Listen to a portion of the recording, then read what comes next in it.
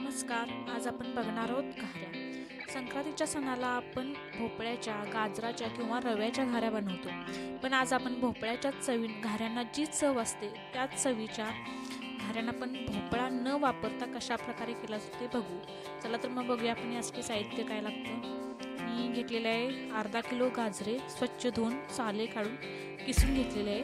त्यानंतर अर्धा किलो गूळ घेतलेला आहे. जितकं गाजर असेल तितकंच गूळ घ्या, त्यामुळे गोडपणा टिकून राहतो. त्यानंतर मी बडीशेप थोडी घेतलेली आहे, थोडी मेथी, जायफळ आणि 4 वेलदोडे घेतलेले आहे.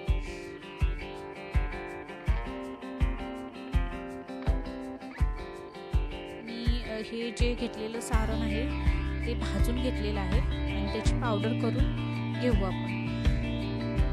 पावडर घेतली त्यात केलेली आहे. त्यानंतर एका कढईत आपण थोडंसं तूप घातलेलं आहे मी. तूप घातल्यानंतर त्याच्यामध्ये गाजर थोडंसं आपण भाजून घेऊ. थोडंसं भाजून घेऊ, जास्त पण नाही घ्यायचं.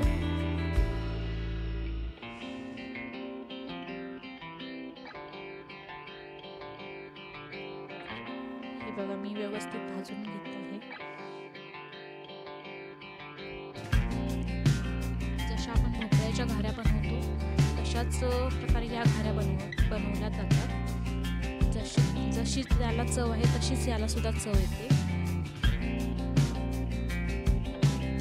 अशा प्रकारे आपण हळूहळू हे भाजून घेऊ.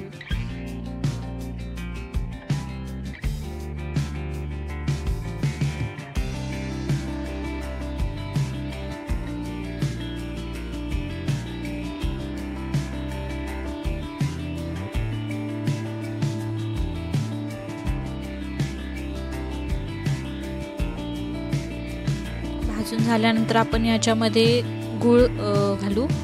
पाणी अजिबात घालायचं नाही, कारण की गूळ घातल्यामुळे त्याला पाणी सुटतं. त्या पाण्यामध्येच आपण पीठ घालून भिजवायचं आहे. गूळ वितळून घ्यायचा थोडा.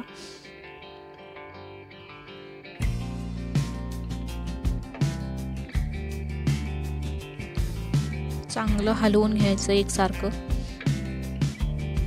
त्याला गाजरामध्ये थोडं पाण्याचा अंश असतो, त्यामुळे ते पाण्यामध्ये पूर्णपणे त्याचं पाणी होतं. गूळ आणि गाजराचं मिक्स झाल्यामुळे ते पाणी तयार होतं. त्यामुळे त्याच्यामध्ये पाणी अजिबात घालायचं नाही.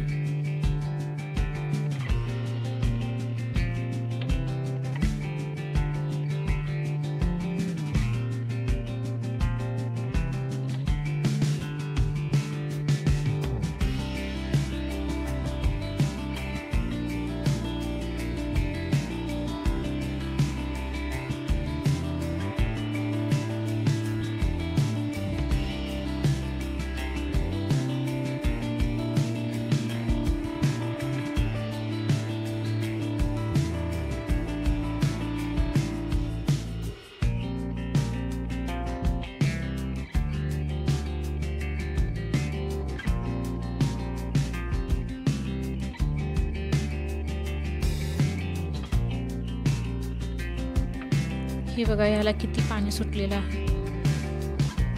अशा प्रकारे पाणी भरपूर सुटतं. तर आपलं थोडं पाणी ते आटत आलेलं आहे. असं जेव्हा आटत येतं तेव्हा गॅस नंतर थोड्या वेळाने बंद करायचं. हे बघा गाजर पण शिजलेलं आहे पाण्यात.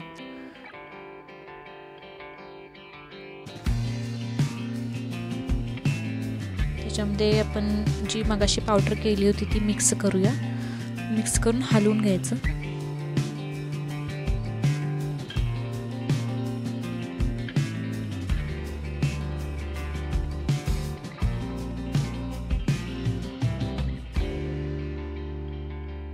मी आता त्याच्यासाठी घेतलेले गव्हाचं पीठ. गव्हाचं पीठ थोडं घालायचं त्याच्यात. जितकं मावेल तितकं घ्यायचं. हे आता थंड झालेलं आहे मिश्रण. गव्हाचं पीठ मिश्रण जेव्हा थंड होईल, पूर्णपणे थंड होईल, तेव्हाच त्याच्यामध्ये घालायचं, नाहीतर ते घट्ट होण्याची शक्यता असते.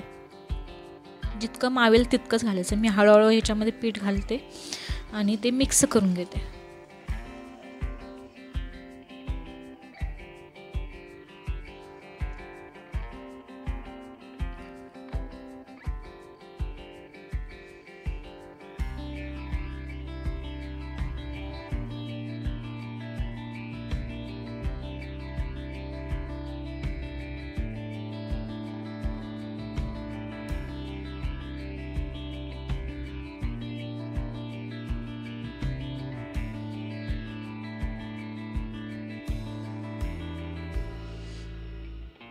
जितकं मावेल तेवढंच घ्यावं. हे बघा मी मिक्स करून मळून घेतलेलं आहे. मळून चांगल्या प्रकारे घेऊन ठेवायचं. हे बघा पीठ किती मऊसूत झालेलं आहे बघा. अशा प्रकारे पीठ झालं पाहिजे. आणि हे थोडा वेळ म्हणजे मळून घेतल्यानंतर एक अर्धा तास आपण झाकून ठेवू याला. त्यामुळे काय होतं की घाऱ्या चांगल्या होण्यास मदत होते. हे बघा झालेलं आहे, आपण अर्धा तास झालेला आहे. हे बघा पीठ मगापासून थोडंसं घट्ट झालेलं आहे. त्यामुळं पीठ त्याच्यामध्ये जितकं मावल तेवढंच गव्हाचं पीठ वापरायचं आहे, नाहीतर मग ते अति जास्त घट्ट होतं. याचा आपण गोळा करून बघू येतोय का. हे बघा गोळा पण झालेला आहे व्यवस्थित. आता आपण याच्या घाऱ्या बनवून घेऊ.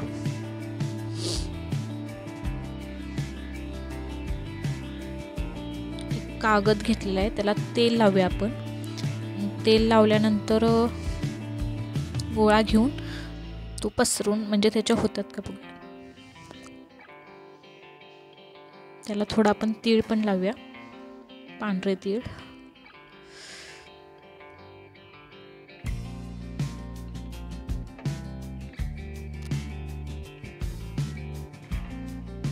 अशा प्रकारे बोटाने सुद्धा सरकटला तर चालतील, नाही तर तुम्ही म्हणजे लाटला तरी सुद्धा चालतं. हे बघा किती व्यवस्थित एक बोटानेच ते सरकत आहे. अशा प्रकारे पीठ झालं पाहिजे. तुम्ही पण असं करून बघा.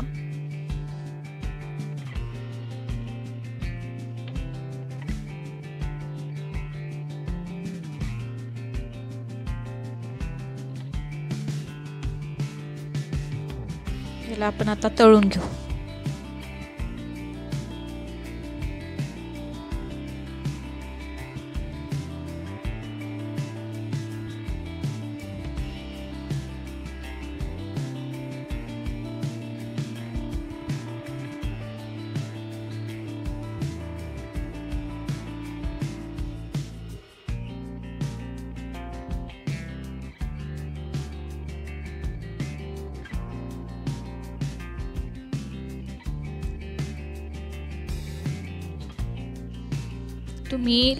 तुम्हाला हाताने जर सरकटता येत नसतील तर तुम्ही लाटून सुद्धा करू शकताय.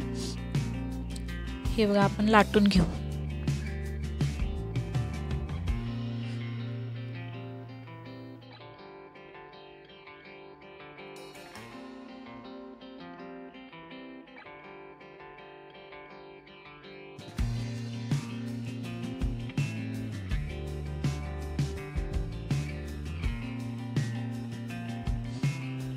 अशा प्रकारे आपण सगळ्या घाऱ्या तळून घेऊ.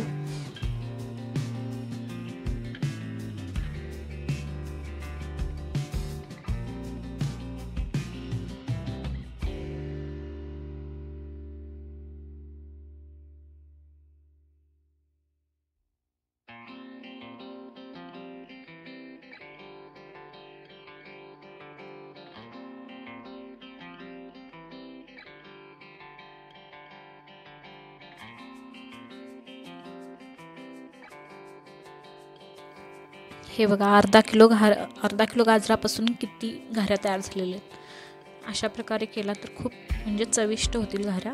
करून नक्की बघा.